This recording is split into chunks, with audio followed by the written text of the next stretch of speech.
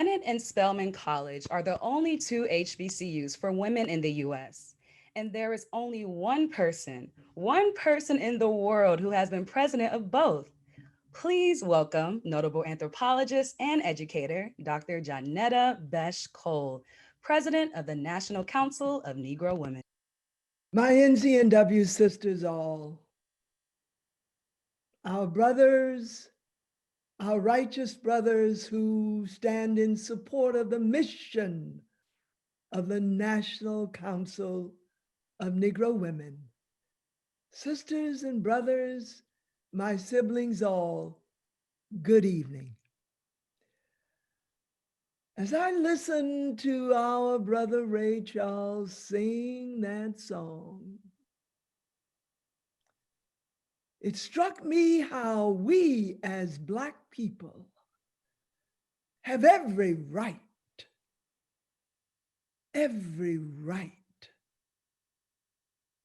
to be Americans.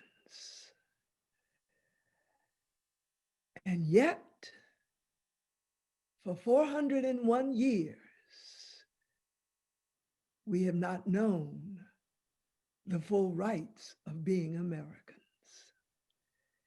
And so tonight, certainly under the leadership of our extraordinary sister, Executive Director Janice Mathis, so supported by all of our colleagues at NCNW. That's sort of what we're going to be talking about.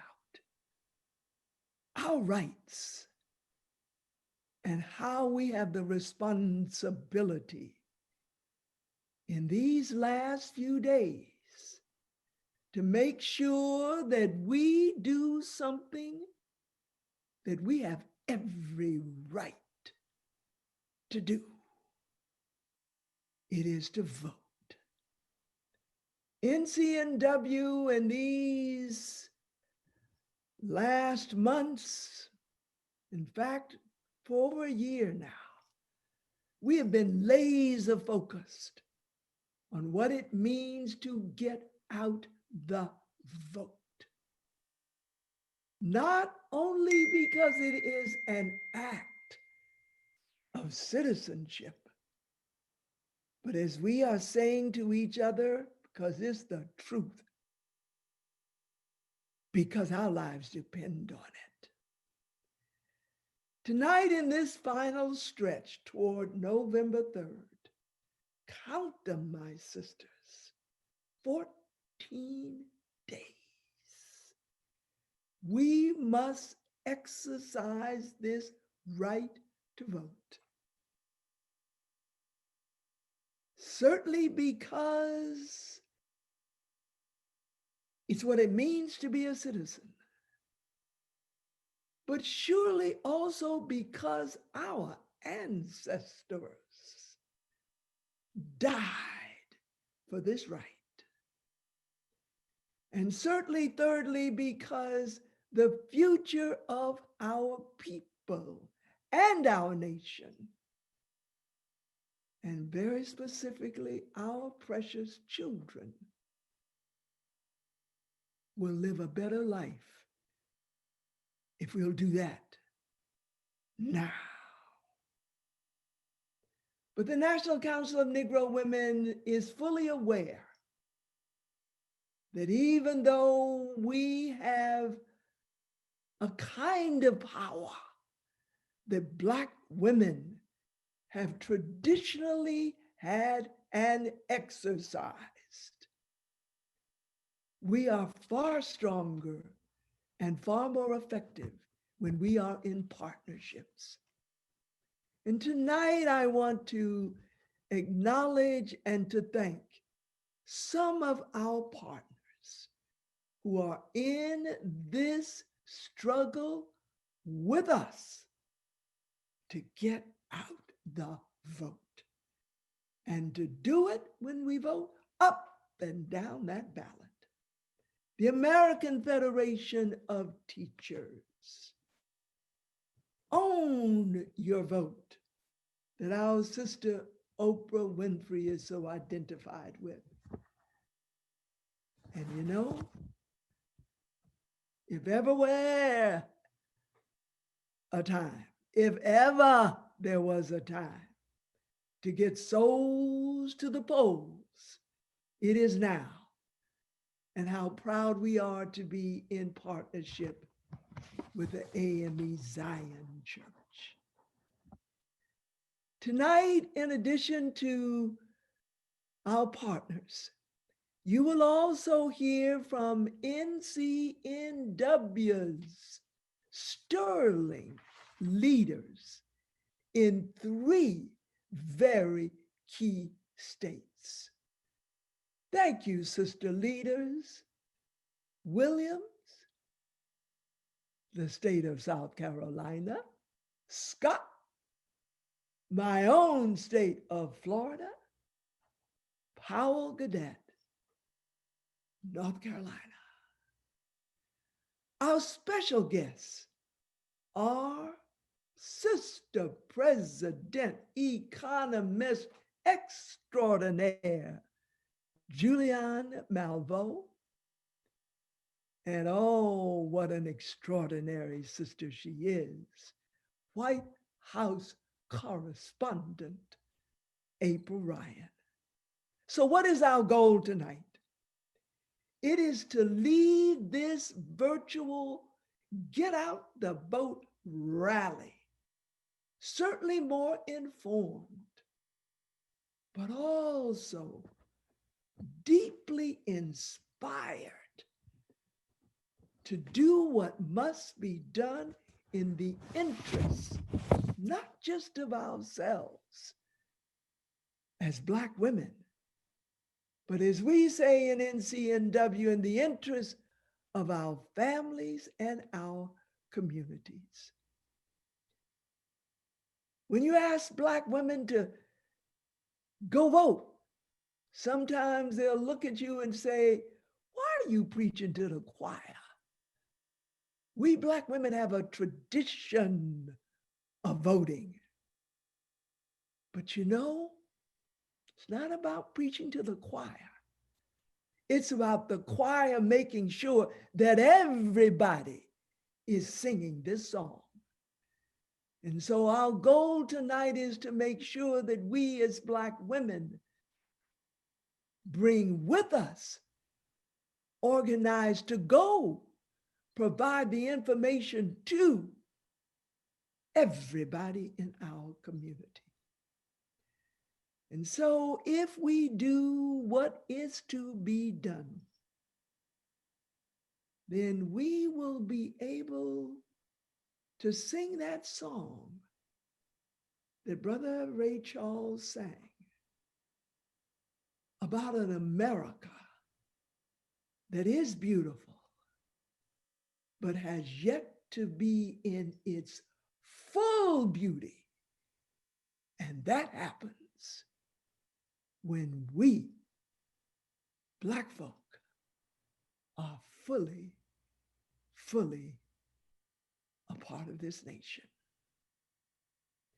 And when I say a part of this nation, it doesn't mean our presence here.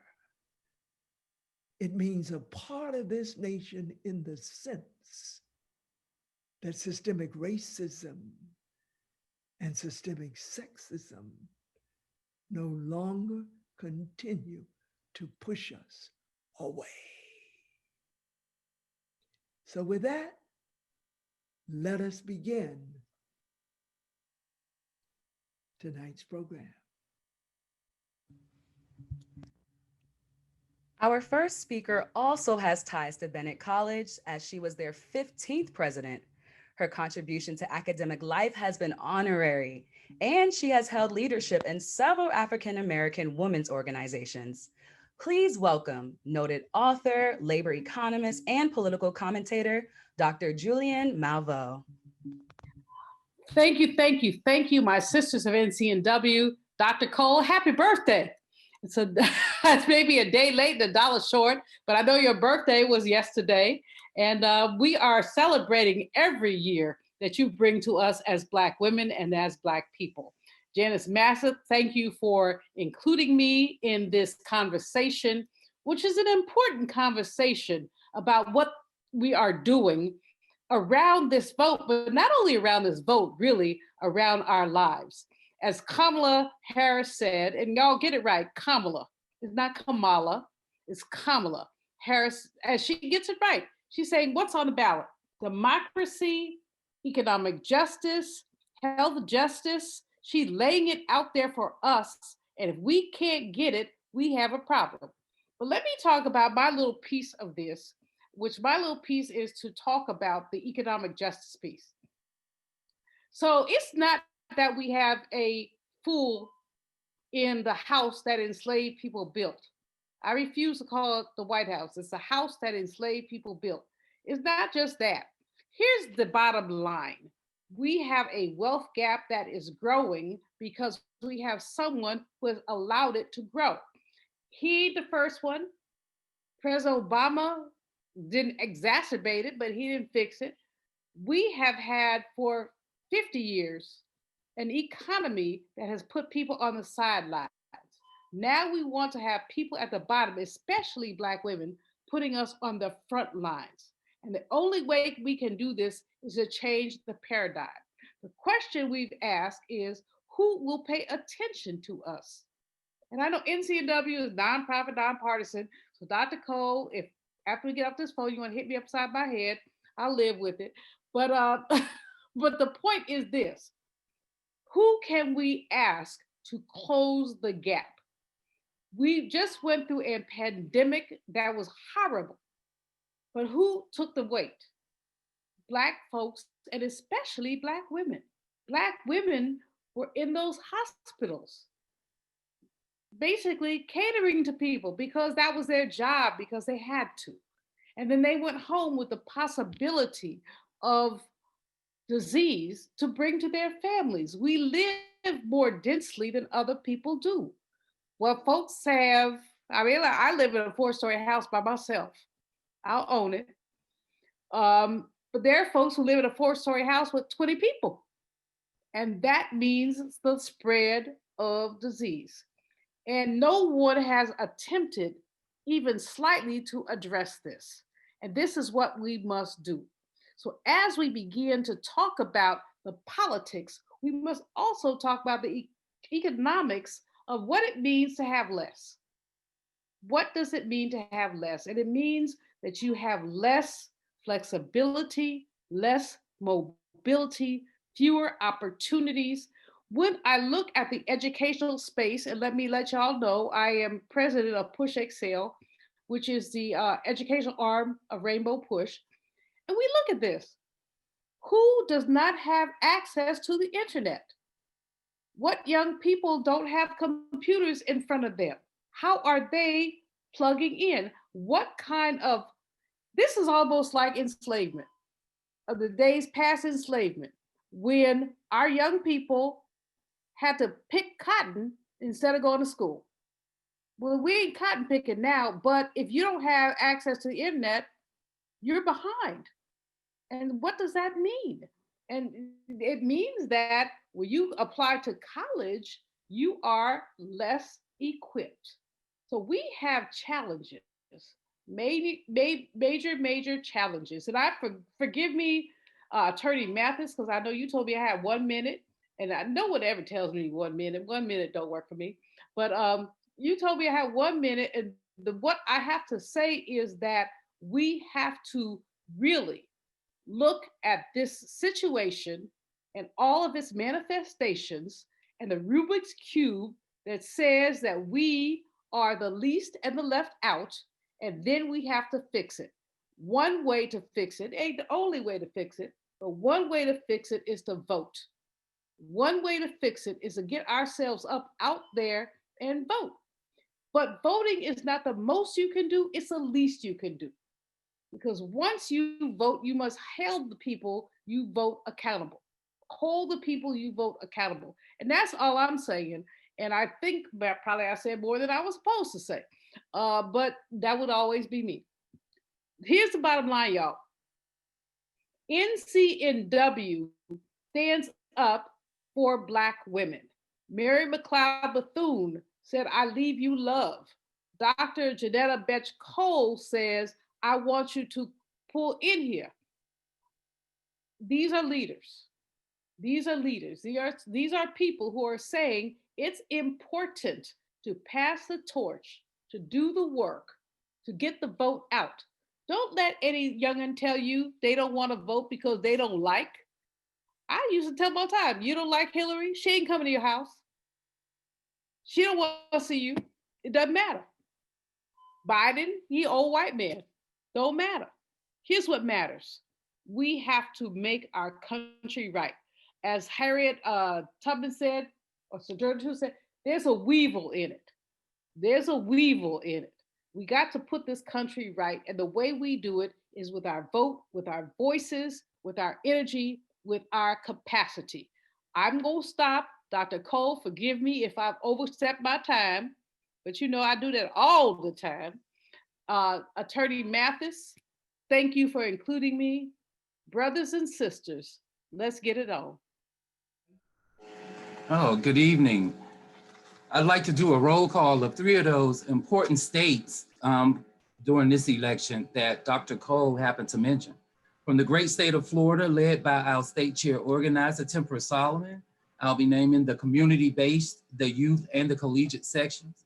Daytona Beach, Bethune-Cookman University, Brevard County, Broward County, Central Florida, Edward Waters College, Florida A&M University, Florida Atlantic University, Florida International University, Florida State University, Jacksonville section, Metropolitan-Dade County, Miami, Pensacola, St. Petersburg Metropolitan, Tampa Metropolitan Community-Based and Youth sections, University of Central Florida, University of Florida section, University of Miami, University of North Florida, University of South Florida, University of West Florida, West Volusia, Seminole counties. From the great state of North Carolina, led by Queen DeGraff and Reed, President, Alamance Guilford, Cape Fear area, Capital Area section, Raleigh, North Carolina, Charlotte, Durham, the Durham Youth, East Carolina University, Elizabeth City Youth, Elizabeth City State University, Elon University, Fayetteville Area Youth, Fayetteville State University, Greenville Pitt County area, Johnson C. Smith University, Metropolitan Greensboro area, North Carolina A&T State University, North Carolina Central University, Northeastern North Carolina, St. Augustine's University, Shaw University, University of North Carolina at Chapel Hill, University of North Carolina at Pembroke, University of North Carolina at Charlotte, Winston-Salem State University section. From the great state of South Carolina, led by State President Willease Williams, Colleton section, Benedict College, Bethune-Leonard section in Charleston, South Carolina, Bethune-Leonard Youth section in Charleston, South Carolina, Capital City Life Members Guild in Columbia, Clarendon, Columbia, Darlington, Florence Youth, Florence Bethune, Greenville County area section, Greenwood section, Lawrence County, Lee County, the Mary McLeod Bethune community-based and youth sections in Sumter, South Carolina, Morris College, Sarah Allen University, Williamsburg section. If there's anyone on the program tonight or one of our attendees that happens not to be a member of NCNW and would like to become a part of a movement of women in support of men, please visit our website at ncnw.org. And if you wish to contribute to programs such as this and to the continued mission and national programs, projects, and events, please visit our website at ncnw.org. Click on the donate button. There you will find a specific area of interest you may be interested in donating or just our general fund. Thank you. Thank you, Mr. Glenn. And now we will present 3 NCNW state reports from Florida, South Carolina, and North Carolina. Good evening. My name is Kruzshander Scott, and I represent Jacksonville, Florida, but the entire state and all of our NCNW sisters and brothers. As of today, I am proud to let you know on the first day of voting, we had over 366,000 people to vote. We broke a record. Within 2 weeks before yesterday, we had over 3 million people have already voted. So people are masking up and they are showing out. People have a plan, and as Black women and men, we have to have a plan. Souls to the polls, but be safe, vote by mail. We have caravans set up all around the state of Florida. We have NCNW monitors, our partners, Black Voters Matters, Florida for All. We have a true coalition of organizations in the state of Florida that are doing the work. So we have poll watchers, we have poll monitors, and we have our election protection program in full effect. We want to make sure anyone in the state of Florida knows if there's an issue, please call 866 Our Vote. And that is our state's voter protection hotline. In addition to that, be patient, show up early. Right now, our voter lines are about 2 hours. So we're actually flowing and moving very well. And we're extremely proud to see, they don't get as much credit as they should, but there are plenty brothers that are in the lines, young men, old men that are alongside our sisters in line, helping the elderly. So it takes a village, and we are that village, and we are gonna see this thing through. This is truly our time, and we need to recognize that. And remember, when Black women vote, they have a seat at the table, and then everybody eats. Thank you. Good evening. The South Carolina State Mechanism is comprised of 13 sections, 1 life member guild, 3 collegiate sections throughout the 5 regions of South Carolina. During this season, we strategically provided resources to educate, encourage, and engage residents of South Carolina in the voting process. We believe that we must be at the forefront of educating the community at large on the issues impacting our state and the nation. Transitioning from an in-person to a virtual environment has allowed us to bring our own folding chair to secure our seat at the table in a way that's never been possible before. Through events like our virtual BHRP, we honored and engaged in dialogue with the female senators and representatives in the South Carolina legislature regarding the power of the vote and the role of women in South Carolina. Additionally, we included a candidate spotlight to bring awareness to the issues in several of the races. We honor the legacy of our founding mother, Mary McLeod Bethune, by intentionally partnering with affiliate organizations and community groups that understand the power and necessity of voting and participating in the democratic process. Our sections have participated in voter registration, partnerships with the League of Women Voters, voter awareness social media campaigns, registration drives, Project 100, Voting is Deep, email campaigns, social media campaigns, including partnerships with affiliates like Delta Sigma Theta and Alpha Kappa Alpha, getting out the vote, roll to the polls, presidential primaries, early voting assistance, and providing transportation. Additionally, sections are participating in early voting, partnering with the NAACP, and canvassing door to door to encourage voter registration. Voter education and virtual town hall activities are among some of the activities we have participated in. Statewide participation in voter protection projects are also on the horizon. The South Carolina state mechanism seeks to continue to involve themselves in opportunities to lead like Mary, to empower like Dorothy, to advocate like Johnnetta, and develop the families of South Carolina by being the roots, the branches, and the wings for such a time as this. Thank you. Good evening, my brothers and sisters. I am Marilyn Godette from North Carolina.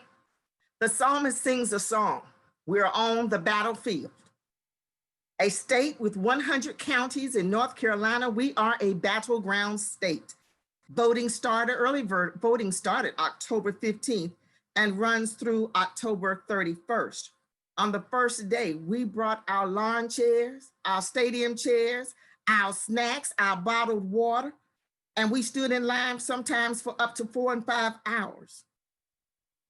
Many NCNW sections partnered and gave out PPE. So many of our citizens here do not trust the Postal Service and the signature validation process. So whether we use the motto, stroll to the polls, make it happen, and I vote change, were just some of the few slogans that were used to help mobilize and get people out.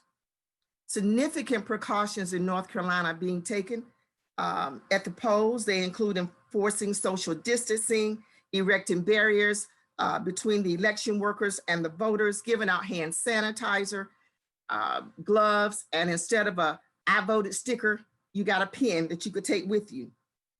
What we know is that there is a shift in the atmosphere. The isms are being called out. The isms of racism, sexism, ageism, their counterparts of health, wealth, economic, educational disparities should be and will be voted out in North Carolina. North Carolinians will not be intimidated. We will not be oppressed. From the mountains to the coast, we have 85 colleges and universities, 10 of which are HBCUs. We're using virtual homecomings. Alums are offering transportation to the polls. There's a big rural divide here that's not going unnoticed, with the rural areas being less populated by younger adults. Their power is shifting to the urban areas. The rural communities are becoming more populated with white retirees. So the mobilization effort is not over. We need to continue. The Cape Fear area section is just one section that focuses on the disenfranchised and the rural communities. I'd like to introduce Elder Hanna Broome with the AME Zion Church. The number 14, we heard our chair and president, Dr. Johnnetta Cole, say there were 14 days. The Bible uses the number 14 as a symbol of salvation and deliverance. Hello, everyone. Praise God for this awesome opportunity with the National Council of Negro Women. I'm truly grateful and humble for this awesome opportunity to bring words of inspiration and encouragement for this special occasion with the importance of voting. We watch and wonder, and I want to thank Marilyn Godette. She is probably the most inspirational person that since I've moved to North Carolina, she has really been a partner and a friend. And so I want to just take this time out to just really thank her for just taking me under her wing in North Carolina. So I know I only have 5 minutes, and y'all know y'all give a preacher a mic and it's 5 goes into 10, and I close about 8 times. So I'm not going to do that. I'm not going to do that because I'm not going to preach. I'm just going to bring words of inspiration. We have watched in utter wonderment the hijacking of our government by self-centered theatrical players that is in direct opposite of the oath that they took into office. We have witnessed and seen despair over unjust policies run over into the streets with revolt and rioting. We have felt the fire of hatred where nooses are tied in elevators and in colleges, hung outside of voting poll stations or in the yards of those seeking equality and equity. We have seen the heart of our democracy stop as we witnessed and felt the regression of our Voters' Rights Act, the gerrymandering of the relining of the districts, the fraudulent claims of voter fraud, and the outlandish displays of voter intimidation. We've seen the reduction of funding for critical needs such as shelters for homelessness, domestic violence centers, shortages in funding for assistance to our most vulnerable people, such as our seniors and our children, with mobile meals and SNAP benefits being decreased. We have lamented over the increase in healthcare costs and the decrease in healthcare coverage. We are rationing medications while suffering bouts of sickness and adverse symptoms of a disease. If health is wealth, then we are poverty-stricken. We have watched in horror as the heartbeat of the decency stops when the adultization of our African-American children makes it acceptable for grown men to punch, body slam, and manhandle our young girls. We have witnessed the heart of justice has stopped beating where our young men are considered a threat, not by the intelligence of their minds or the potential of their purpose, but by the pigmentation of their skin. We have witnessed these things. Sometimes when we have been continuously beaten down by many things, one after the other, we begin to develop a disheartened spirit, which creates a climate of compliance and compromise, and at times cowardice. People are always qualifying what is worth defending until eventually they defend nothing. So we're coming to this place, we're coming to this virtual place at this time, and we're saying, why should we vote? Because it might be rigged anyway. Why should we vote if our vote really doesn't matter? Why should we vote? But if you really understand, because of the resilience that's in our DNA, it won't allow us to stand down. The resilience in our DNA won't allow us to turn around. We have to really understand, if our vote didn't matter as much, if our vote did not have power, then why are they continuously trying to silence the power? Why are they continually trying to diminish the power of our vote? It seems as if we're in these hopeless situations. See, the preacher in me, I'm not going to preach because we're just in a virtual space discussing the importance of voting, praying over this moment and trying to find words that will instill in us to fight on, and brought me to the man named Eleazar. I know this is not Sunday Bible study. I know that I'm not preaching. I'm just having a conversation about the importance of voting. So if you look at 2 Samuel, just quickly, 2 Samuel, the 23rd chapter, verses 9 and 10, you ain't got to catch it right now. You can catch it next week, but I'm just going to give you a little paraphrasing on the text. It says, this man that's named Eleazar, son of Dodi the Ahite, and as one of the 3 mighty warriors of David, he was with David when they taunted the Philistines. Just a little Bible study and a background so we can get a context of what we're really dealing with when it comes to fighting on, even in the midst of adversity. So when the Israelites retreated, Eleazar stood his ground and struck down the Philistines with his hand, still as his hand grew tired, and it froze to the sword. It fused with the sword. You ain't got to check me. Go ahead and check the text, 2 Samuel 23, verses 9 and 10. Again, I'm not preaching. We're just having a conversation about the importance of voting and fighting on. So the Lord brought a mighty great victory on this day. We found Eleazar fighting against the enemy that seemed to outnumber him, circumstances that seem to be against him, and he seems to be standing alone. I know I ain't got 5 minutes, just give me 3 more and I'm out your way. The enemy and the Philistines were coming against them, and when others ran, Eleazar, he stood to fight. And I want us today to gather the courage to fight on. I want us today to gather the courage to stand together and fight. We cannot be believers in every life matters and watch certain lives die. We can't be believers and get discarded as if they were trash. There cannot be love of all mankind and we select just a few to help.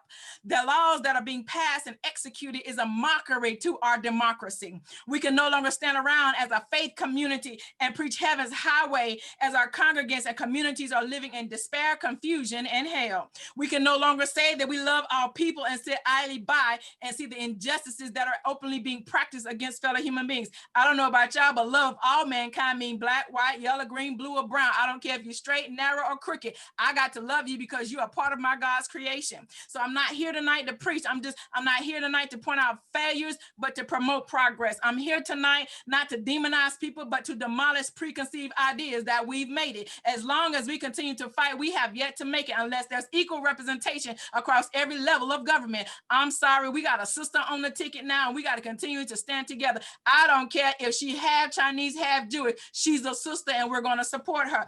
I'm here tonight to remind us that all poverty is because the inequality that we promote by making fundamental rights that only a sector of society is acceptable to. I'm here tonight to illustrate that we live in a society where the wealthy gets rich and the poor get poor. I don't know about y'all, but when you take away my right to vote, when you take away my right to assemble, when you take away my right to protest, you are putting me into a box and I do not fit. We got to understand the DNA and our resilience says that we will fight on regardless. I'm like Malcolm X, by any means necessary. We got to understand, I'm not here tonight. I'm here tonight to state the increased inequality in society causes poverty. It is a man-made inequality. And if it's man-made, it can be overcome and eradicated through a collective fight, fighting for concerned individuals. I don't know about you, but I'm concerned. I'm tired of fighting the same fight my grandma fought. And I promise you, I do not want my grandchildren to be fighting this same fight. So I'm going to be in this fight till the end. Again, like Malcolm X, by any means necessary.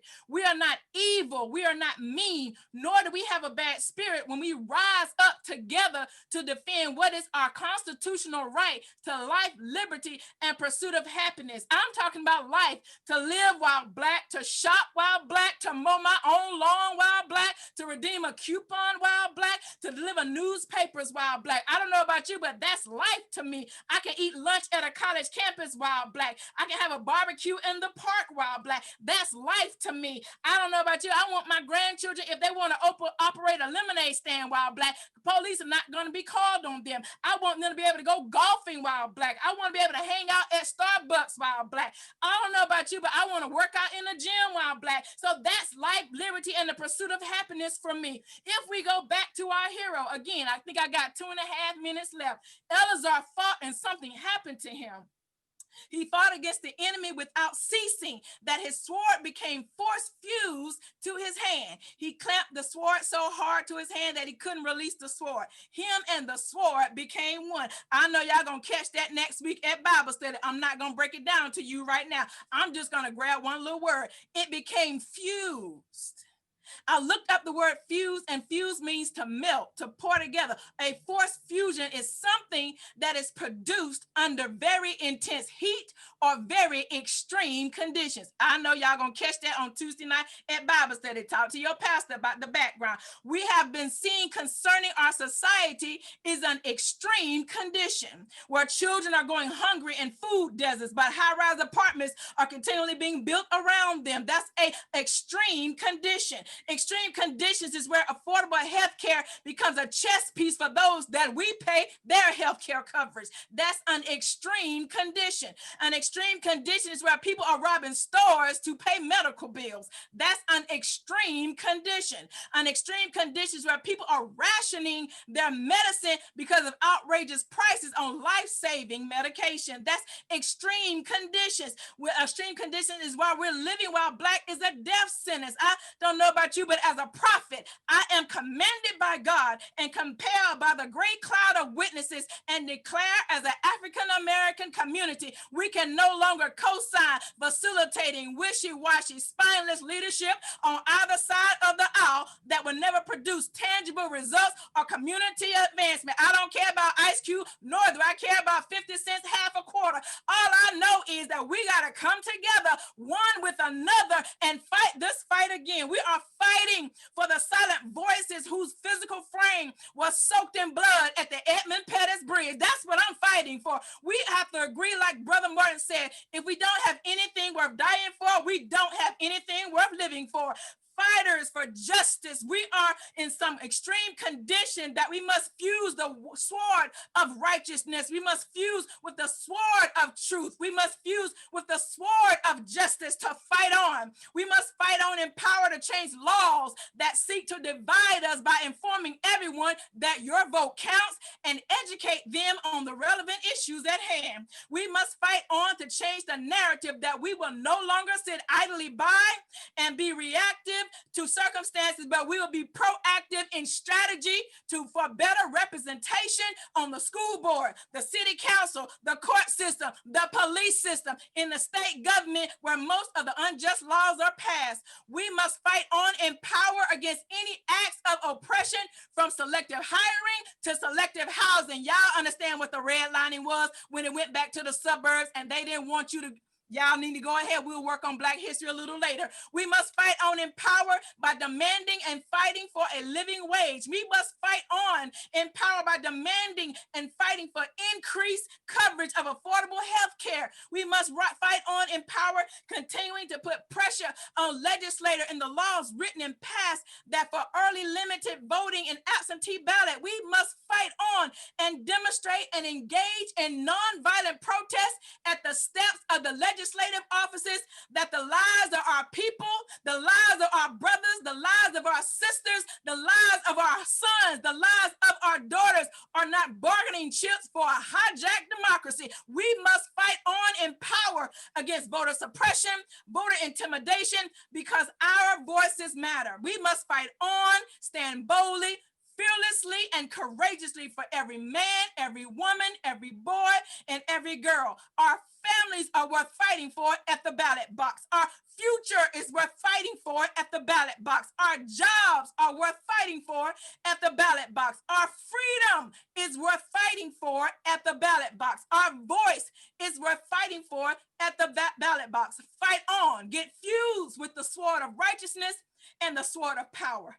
I'm not preaching, I'm just having a conversation about voting that matters in this space. God bless you and may heaven smile upon you. Thank you, Elder Broome, for delivering that message as it was well received. And now please welcome our next speaker, the Secretary Treasurer of the American Federation of Teachers, Mr. Fedrick Ingram. Thank you very much. I was really hoping that I didn't have to go after church, but you called my name, so I'm stepping up to the plate. Thank you all very much, and I appreciate it. It's a great pleasure to be here with you tonight. The National Council of Negro Women means much to me personally. What you stand for has embodied itself in and around me all my life. My mother, my wife, 2 daughters, my grandmother, and for all that she went through to ensure that our family would one day be in a better place. Just 2 months ago, I was sworn in as Secretary Treasurer of the American Federation of Teachers in the middle of a pandemic. There's been very little speechifying since then. So talking with you today is kind of like a baptism, not a baptism by fire, but a baptism by friendship. I appreciate this opportunity more than you know.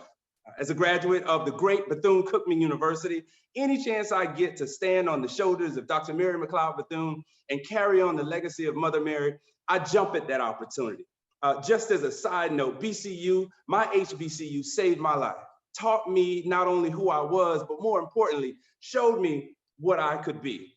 And I bring greetings from the AFT, not just from the hundreds of thousands of pre-K-12 teachers all over this country, but the bus drivers and cafeteria workers, paraprofessionals and school nurses and office personnel, along with faculty and staff and our higher education colleges and universities, and every kind of healthcare provider. We represent thousands of nurses and techs and people who care for others in hospitals every day. In fact, you probably run into an AFT member in every corner of your life. I came to the AFT as a music teacher and former high school band director, and so let me give you a musical picture. An election is never a solo effort. It's never just about the virtuoso in front of the band or at the top of the ticket. You know that you're all players in this band. You're all players in your families, in your communities, in your civic and social engagements, in your churches, in your groups, in your clubs. That's why we're here together tonight to plan a victory together and know that everybody has a part to play. But let's be honest, these are difficult days for so many of us, dealing with a virus that has ravaged through our communities and our country and has been incredibly dangerous to Black communities specifically.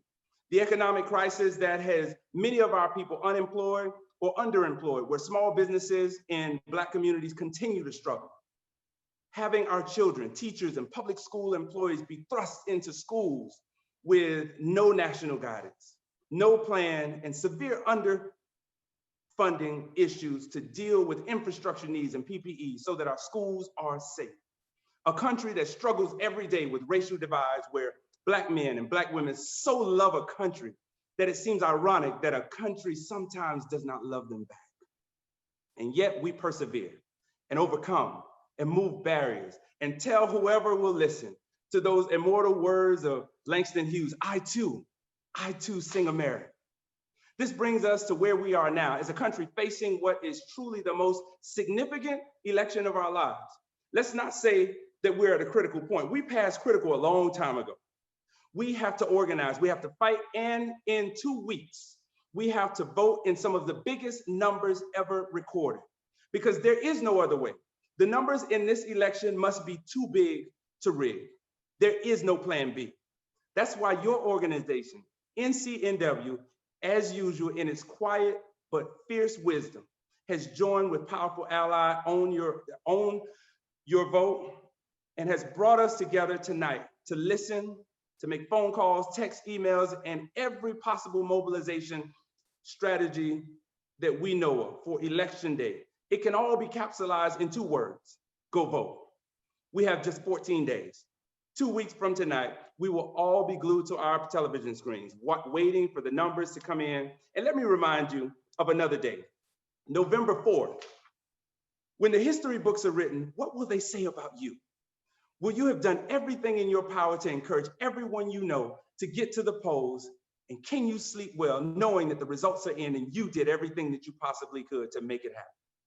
My friend and colleague, the president of the AFT, Randy Weingarten, our vice president, Evelyn DeJesus, and I have embarked on a 30-day bus tour, encouraging communities to get out and vote. We started in Los Angeles, California, and we will end in Miami, Florida on November 1st at Souls to the Polls. We all have a part to play in this election. All of us understand that all politics are local, and that we need people to vote up and down the ticket, from your local city council and school board and up to the president and VP of our nation. If we stare this in the face and we don't flinch and we do not retreat, we can move our communities and we can move the national consciousness to a better place. Tonight, I want to share with you the driving motto of my own union, speaking for 1.7 million members across this nation. Just 14 days away from the election. At the AFT, we say we fight, we care, we show up, and we vote. And finally, our beloved sister, and perhaps the greatest educator the country has ever known, the esteemed founder of NCNW and Bethune-Cookman University, Dr. Mary McLeod Bethune, in her finest hour.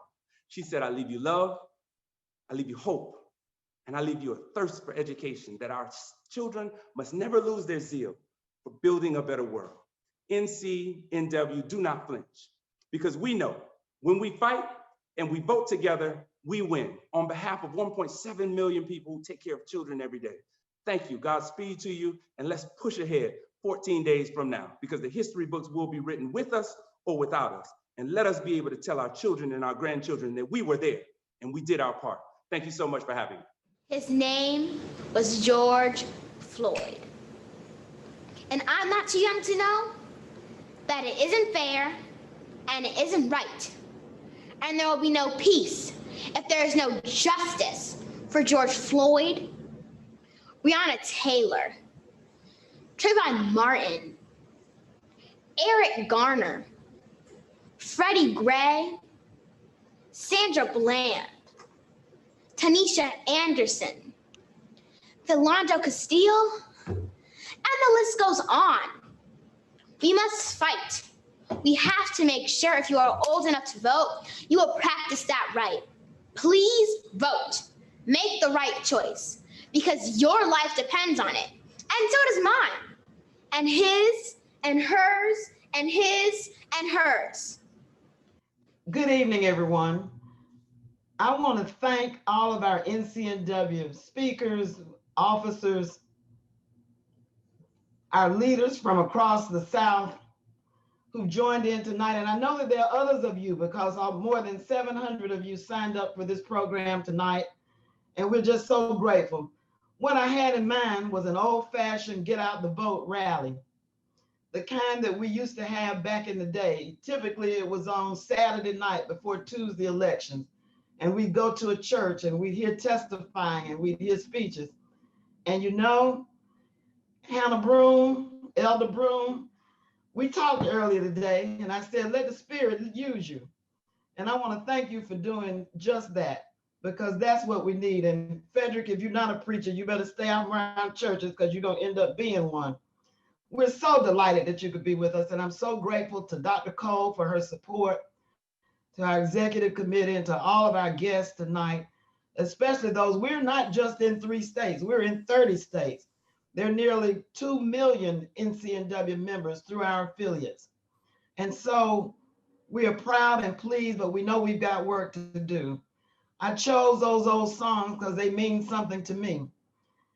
And I hope they meant something to you, that when the time comes, all we have to do is stand. Having done all, it says in Ephesians, and I'm not going to preach, but having done all, to stand with your sword fused in your hand, I suppose, in the breastplate of righteousness and the helmet and the sword. Yeah, I got it. I'll ask them about it Tuesday night, but I got it tonight. And thank you for that. Thanks to each one of you. Willease, Kruzshander, Marilyn, I love you. You're my sisters. And I want to bring forth another sister beloved who is special to me and to NCNW and frankly to all of us. 1968 was a pivotal year. I was 13 years old in the 8th grade. I thought the world was coming apart. That was the year that the Chicago Democratic National Convention broke out in riots. It was the year Dr. King was assassinated, and I thought the world would never be the same again. Bobby Kennedy was shot dead. In 1968, our guest was only a year old. She is a proud Baltimore native and an HBCU graduate of Morgan State, I believe. She is the White House correspondent for American Urban Radio Network. As we all know, she is a political analyst for CNN. She was elected to serve on the board of the White House Correspondents Association. That's a rarefied position that shows the esteem her colleagues in the news business have for her professionalism. She has interviewed everybody from Hillary Clinton to Bill Clinton to Al Gore, Barack Obama, and even Thabo Mbeki. She was a news director for what is now WQSR early in her career. She is an intellectual, the author of 3 books, The Presidency in Black and White, My Up-Close View of 3 Presidents and Race in America was published in 2015 and won the NAACP Image Award. At Mama's Knee was her 2nd book, Mothers in Race in Black and White, was published in 2016. And she has a new book out, Under Fire, reporting from the front lines of the Trump White House. In 2011, Politico named Ryan as one of the top 50 people in DC to watch. And I'm proud to say that in 2016, April Ryan accepted the NCNW Trailblazer Award from Ingrid Saunders Jones in recognition of her career achievement. Please join me in welcoming to this Zoom GOTV rally, April Ryan. Thank you so much, Janice. I so appreciate you. Hello, everyone. Tonight is a very special night. I am trying to pull information together for you so you all can hear what we've got going on. It's excitement in the air. There's also anxiety. If you are like me in my house, everyone's trying to figure out what's going on. But I think back to 4 years ago. Let's go back 4 years ago. There are always markers in our lives. 4 years ago, about this time, November 3rd or November, whenever the election was on that day, many people were in the fetal position. Remember that? Remember that? We didn't think we could get up. We were hurt. We were devastated. There were some people who stayed in that position for a long time and just started to get up as they said, okay, wait a minute, let me fix this. Understanding that a change is on the precipice. Or if we stay where we are, we go backwards. But in my home, we are anxious because 1, my 12-year-old turns 13 on November 3rd, believe it or not. So we're going to have one party and we may have another, who knows. And then my 18-year-old is now voting. And what is so exciting about it is to watch them make it an event. They were there 4 years ago. They cried. They didn't cry because Hillary Clinton lost. They cried because they felt a shift and a tear in the fabric. that our ancestors were part of creating, that beautiful quilt. You know, they were with me like my mother and father did for me. They were with me as I made voting an event. So now my oldest daughter, when she went to track her vote and she didn't find her ballot came in the mail, she took her little sister, her 12-year-old little sister with her to the Baltimore County Board of Election Supervisor's office to show her this is what you do, to speak and to have your voice heard. She's doing exactly what I did for them and what my parents did for me. So I say this as someone who understands intrinsically what voting means. And as Janice said, I'm from Baltimore, and I know all too well how important the vote is. I am from a city that witnessed the Freddie Gray riots. I'm in a city where Bishop Walter Scott Thomas, the pastor of the late Congressman Elijah Cummings, said that the word failure is embedded in each and every person in this city. But the overcoming is something different, and that vote is part of the overcoming. I'm from a city that has a congressman right now by the name of Willease Williams. Willease Williams, you would not know his name if he had not won his city council seat. And it's so important to tell this story because every vote counts. Willease Williams, when he was running for city council, he won by, guess how many votes? The Trinity, the Father, the Son, and the Holy Ghost, 3 votes. Each vote counts. So now fast forwarding to 2020, we are coming out of the fetal position. We are trying to take responsibility and ownership for the next day, the next week, the next month, and even the next 4 years. And I'm coming with some information for you to help you understand that we are doing it. You know, we are standing on the shoulders of the late, great Dorothy Height, the late, great Mary McLeod Bethune, the late, great Congressman John R. Lewis, the late, great Dr. Martin Luther King, C.T. Vivian, Julian Bond, and so many others. As we are in this moment, they would be proud because I come bearing great news, because the efforts of the NCNW and the NAACP and so many organizations are bearing fruit. Now listen to this. From the Elect Project, their website says over 35 million votes have been cast in early voting states. You're shattering records. Cornell Belcher from Brilliant Corners Democratic Strategist says that the electorate is expanding while Donald Trump's base is not. Information from the NAACP today about Florida alone. Florida today, in their early voting that started, they said on this day, their total was 352,000. It shattered previous records. Yes, I see someone clapping. The efforts are bearing fruit. We stand on the shoulders of greatness and understand what they had to go through. So what are we doing today? We're doing what Shirley Chisholm said. We're coming to the table to organize and strategize. She said, if you don't have a seat at the table, bring a folding chair. Well, your folding chairs are working. And when I talk about Shirley Chisholm, we got to bring her into the equation because before there was Carol Moseley Braun or Kamala, there was unbossed and unbowed, the late, great Shirley Chisholm, the first Black woman to run for president in 1972. She said, if you don't have a seat at the table, bring a folding chair. So what have you guys been doing for months, for years? You've been taking your folding chair at the table, making decisions, organizing and strategizing for the good of we, the people.